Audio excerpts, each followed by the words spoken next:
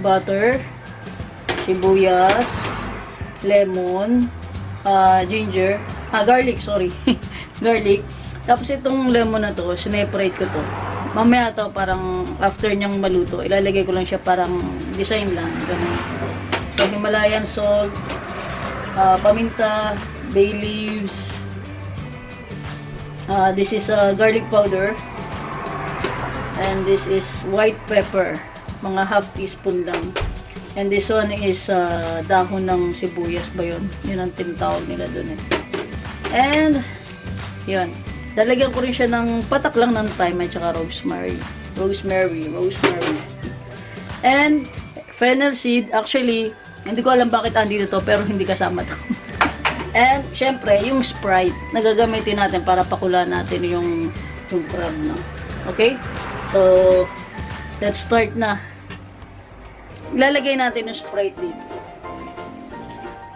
Yan. Yung sprite naman, depende kung gaano karami yung gusto nyong ilagay.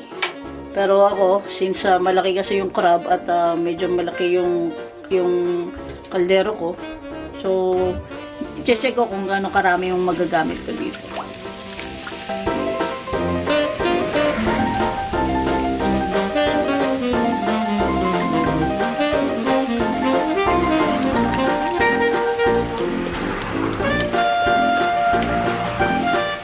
Lang yung nagamit ko. Okay, so buksan na natin yung apoy.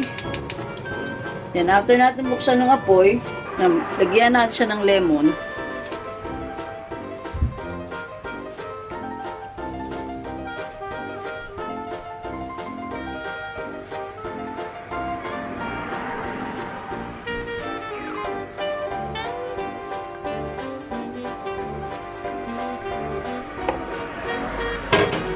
Yung bay leaves.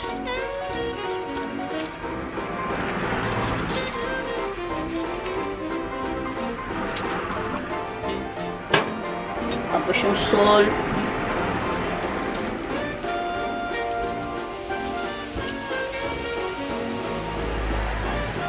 May natira.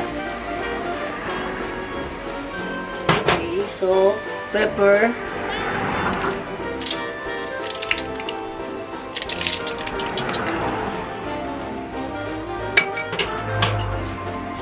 Okay, then onion. Ayan. Tapos yung garlic powder niya.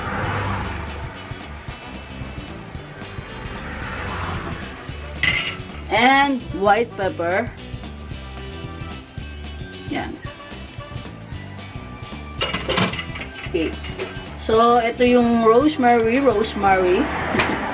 Lagyan natin ng konti lang. Konti lang.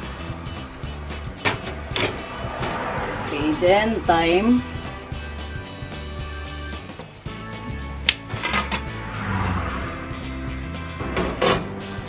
Zoom natin.